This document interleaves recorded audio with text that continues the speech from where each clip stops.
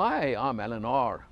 This is Motor Matters. I'm also known as the man with a hat for a very simple reason. Before I even tell you about the new Ford Ranger, let me just tell you a little bit about Change Cars. We're proudly associated with changecars.co.za.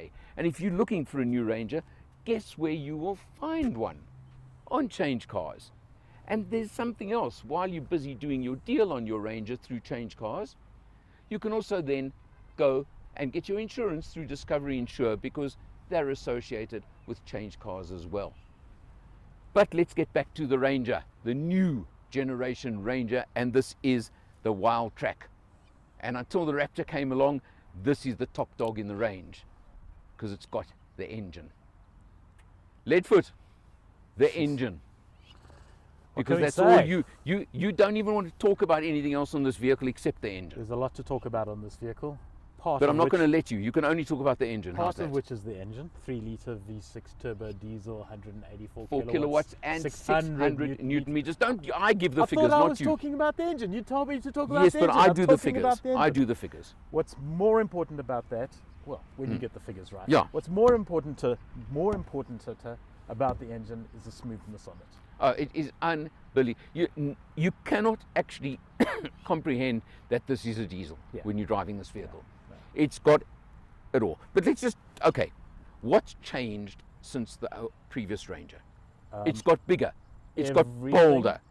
No, look, it's still familiar. You can't mistake it. This bit, no, but you can't mistake it. It's still a Ranger. It carries over a lot of the look of the old one, but it's just got that much larger. It's bigger.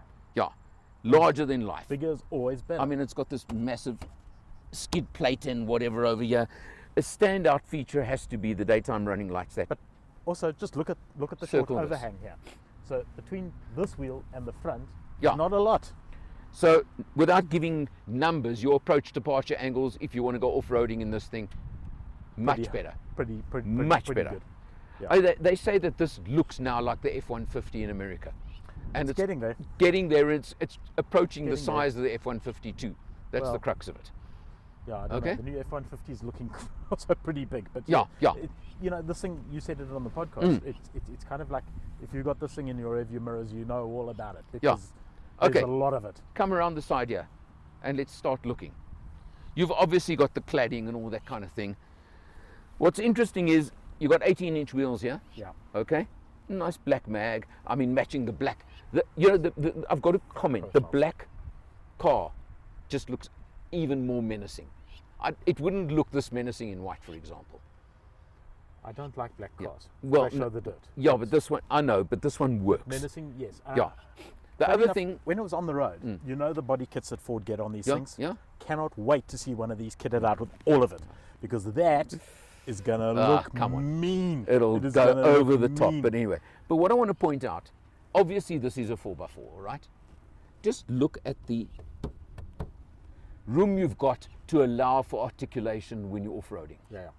That it's just built to say, take me off-road, take me proper 4x4ing, because we know it's capable of doing that. So many other vehicles of all types that claim to be off-roaders, you just don't have that clearance, that extra clearance. It's just something that just speaks volumes. And I like the subtlety of the dash. Yeah, but it's there. But you can't miss it. It's subtle though. Yeah, but it speaks volumes. You come over here. I find this new running board interesting. I must tell you, it's very effective. I mean, look here, when I open up the door, you can use it nicely and step up quite easily, easier than on others. But a lot of them are like chrome and this and that. This black effect. It fits. It's practical. It's designed to be used. It's the same one as the Everest, which in white still had the same one. So it's not just because this is a black vehicle. But, you know, if you climb off, let me climb in. I don't actually use it. I just go. Yeah, but that's because you know, again, height counts. But do it like a normal person. It's just a very easy thing to get in and out of. Just while you're here, just bring the camera right in, please.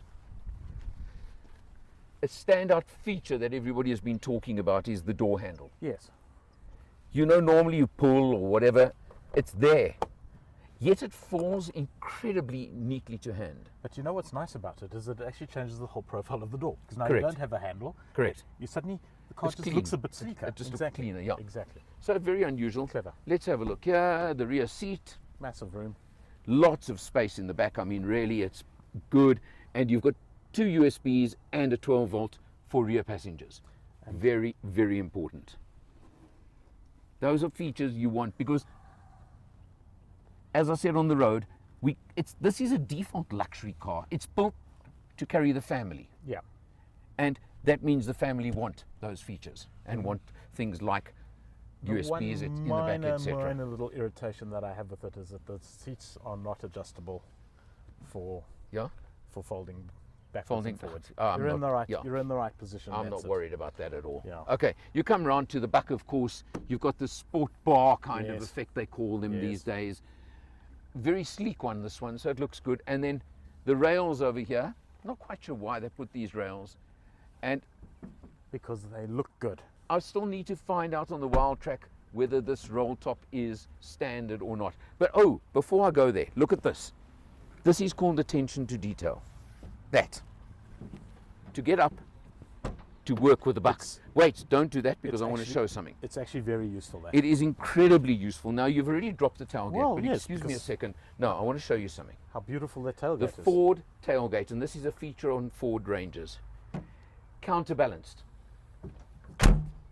You can't do that with virtually any other double cab or bakkie of any sort to operate it as easily as and there you've got it as well. Yeah, because Now, this thing weighs a ton. So yeah, it does. You can see the mechanism. Okay, that but they've now you incorporated. found the control for the roll top. I did. There is a button on the interior, obviously, And there we go. but there you go. You just push this button and it opens and closes it. Yeah. I couldn't get it to work from the key fob remotely. That would be nice. But Okay. I'm suspecting because it's aftermarket, that's why. Probably. But then you've got 220 volt, Over there. right, which is a multi-plug. So you Yeah. need to get your conversion kit. And then you've got your standard cigarette type lighter there. 12 volt or But whatever, these, yeah. These are nice. They're quite firm, so they're not going to open. Correct, and, yeah. And, No, and this get thing is buggered up over catered time. for travelling around, going off-road, And whatever, and a notice- decent bucky line. Look Notice, at that. notice that the bucky line is actually fitted. So this is a plastic thing. So Yeah. if you ever get into trouble with it, you can replace it, which is actually quite nice. Which is good, and also obviously protect the and buck. Thank you very durable, much. durable as hell. Correct.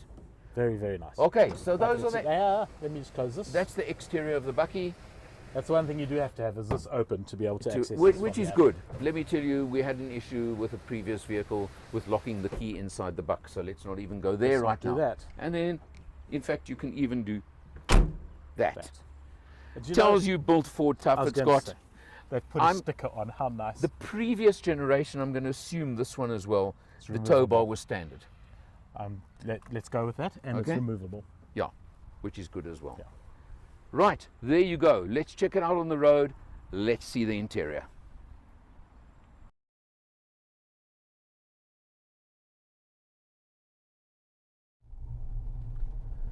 On the road, this thing is an absolute pleasure, but what a brute. It'd be more of a pleasure if I was driving it. Well, that's why I don't let you, because you can't behave yourself as always. I know that, and I'm tired of that. And we're trying to drive like normal human beings and not like the way you drive. I drive like a normal human being. This is a very luxurious place to be. 950,000 Rand, which I keep, Yeah, it needs to be, but it feels more SUV than it does bucky. I mean, sure, you've got a bit of bounce when you're driving on the road. because well, it is again, it put is a load. double Yeah, cab. but put a load on the back. Put 500 and kilos on the you'll back feel the and- difference. and it will But you know, I smooth it out. refer to the latest double cabs, the top of the range ones, as default luxury cars, But they are. because that's exactly what they are. This is the equivalent of virtually any luxury car on the market in the cab. Absolutely. It's You know, got everything you can possibly want, and what it's got that's even more is, wait a moment and you'll really know what I'm talking about, because it's got that. I mean, this is ridiculous from a double cab diesel bucky. It's bloody completely marvellous. ridiculous. Can't wait to test drive the Raptor. With a Well, I lot mean, more. come on. With But well, that's with a 3-litre V6 petrol with 292 kilowatts. Exactly. but less Newton meters. This is 600 Newton meters, Yeah. which is I do not know what that means. It's a bong of some description. It's a bong. And who's driving like a madman now? Even our camera person has been sliding around the back. The display here is very clever. What Absolutely. they've done is they've split the screen top and bottom, and your Android Auto goes slap in the middle. So correct. you're not either one or the other. And if you want to switch between the two, you just push that button and you get your forward and you get back to your Android Auto, etc., etc. Really now hold it, because now clever. we're doing our 3-point turn spot. It's clever thinking. So let's see what the turning is like. You're going to be doing this in the Guaranteed 5-point turn. you're going to be doing more than a standard swing around. This thing is huge. No, it is bigger. You've got it into park because the gear knob does take a bit of... It takes. We're going to get to that when we do the interior of the vehicle, so don't worry too much. We're just talking the drive right now. It is stupendous. Just by the way, just on this little drive, our overall consumption has just gone from 11 to 11.1 because I put my foot down for a couple of seconds. And it just proves a point. We discussed that in the podcast about the fuel consumption, which is heavy on this car, but it is what it is. It is, but you want the fun, you want the enjoyment. But the other thing is that, quite honestly, I don't think the 2 litre is going to be much different. Well, it'll be interesting to compare. It's certainly not going to be a major difference. The Everest did return slightly better figures, I think, which was the 2-litre motor. Yes, but then again, the Everest is slightly more aerodynamic. So let's talk about the dynamics of this motor. This motor is smooth. Smooth. And you know what else it is? Probably you're going to say smooth. Smooth. Because you just like that, I know. And it's ridiculous. It's absolutely brilliant from that point But the other thing is, for a double cab bucky, yes, I pushed it quite a bit faster than usual, and look how it took that corner just now. I have to change my underpants. This is a double cab bucky. Well, and but you only change them once a week. That's your problem. The performance and suspension on this car, the ride quality on it is outstanding. I think, say, it was an important vehicle for Ford to get right. They've got it absolutely right. 100%. And I think, going to say it again, I think this is the best double cab bucky on the market available now. Well, end of discussion. See. And believe me, the opposition are going to come back at them very soon. They're going to come back at them, but they've got catch up now. They've got catch up now, which is what this... This is a luxury vehicle. End of story. What are all those for? These are your aux buttons. So you can connect different components like your lights, winch, fog lights. So they allow for all of it. Another winch, more lights. Okay. But I like the fact that they're up here out of the way. And that they like your front command center. Okay, right. So your dashboard, digital, obviously. You can scroll, you can do, we all know, we're showing 11.1 litres per 100 now for the test period, which I think is going to be where you're going to be at with this vehicle. Well, I gave it to you on 10.9, so Mr. Leadfoot. You've got your cruise control, you've got all the safety spec. Adaptive cruise control. And stupid simple to activate. Right, okay. Really important. You mean you actually got it right? Yeah, loved it. Also, very interesting, your lane departure is in the center of the dash there, permanently. Correct. Which is quite an interesting feature. I think it could be because it's such a big vehicle as well. You can turn it off. There's one button there. You just turn it off. It's because it's so big. I think that they use that. And it's not lane keep. It's lane departure. So it'll warn you. It gives you a shudder through the steering. Doesn't. Well, I don't know. I don't go out of the lane like that.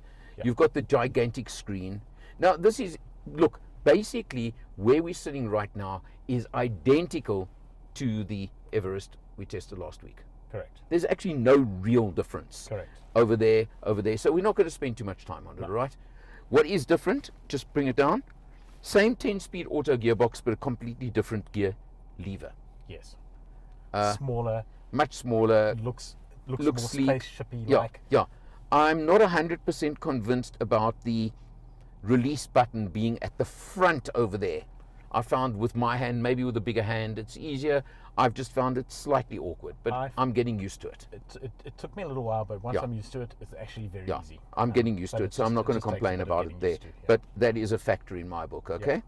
The rest is exactly the same as the Everest. There's your four-wheel drive. And your stop-start, which I must say has irritated me a bit on this vehicle. I eventually found it down there. But okay, it's down there. You can take it, and that's the four-wheel drive modes, etc. So it's all like that. So you know what? I want to point out the one thing on this gearbox that's the annoyance, is that to the right here, which you can't see. You've got those little buttons for the up down. But you can manually shift this car. You've got to push it into M for manual, and then you up down on these things. Yeah. When you're actually driving and you're doing that, you have to have your hand off the wheel completely all the time when you're in this manual mode to select between. Yeah, because with 10 ratios, you're constantly shifting. So if you're doing any kind of performance driving or anything like that, you forget it. One hand, Just take that off, leave it off. Yeah, okay. If you engage it, put flappy paddles on forward. Okay. That's my only gripe. The bottom line